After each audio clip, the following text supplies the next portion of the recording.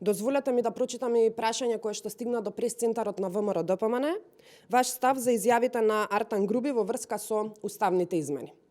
Артан Груби, веројатно притиснат од низата скандали и сомнежи за криминал кои што ги објавуваме деновиве, реагира импулсивно и се користи со лаги. Додека тој дели совети што е добро, а што е лошо за македонскиот народ, добро е да се нотира дека Груби, исто како и Ковачевски, нема мандат да ги турка уставните измени без за тоа да биде прашан народот. И тука, нивната позиција прво уставни измени па избори, значи пропаѓање на сите нивни лаги дека имале мнозинство за уставните измени.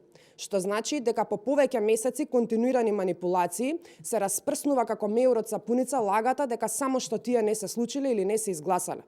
За приказните на Груби дека едно се зборувало пред јавноста, а друго пред амбасадорите, добро е Груби пред да се и да ги растура пердувите, да каже кои се тие амбасадори и тие да кажат мислење и свој став за ова лажно тврдење на Груби.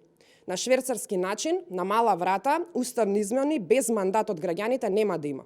А за тоа како ВМРО-ДПМН ќе го реши ова прашање, има само еден начин да се провери, а тоа е да има избори. Разбираме дека Артан Груби е нервозен, бидејќи се ближи неговиот политички крај.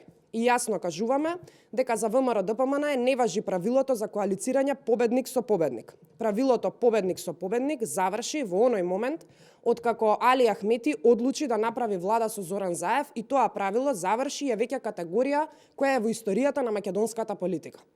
Исто така, никој нема ниту морално, ниту суштинско право да го поставува тоа барање. Ако во тоа го бара Спасо Дуи, јасно кажуваме дека амнестија за криминал нема да има и треба да се подготват за одговорност. Ви благодарам.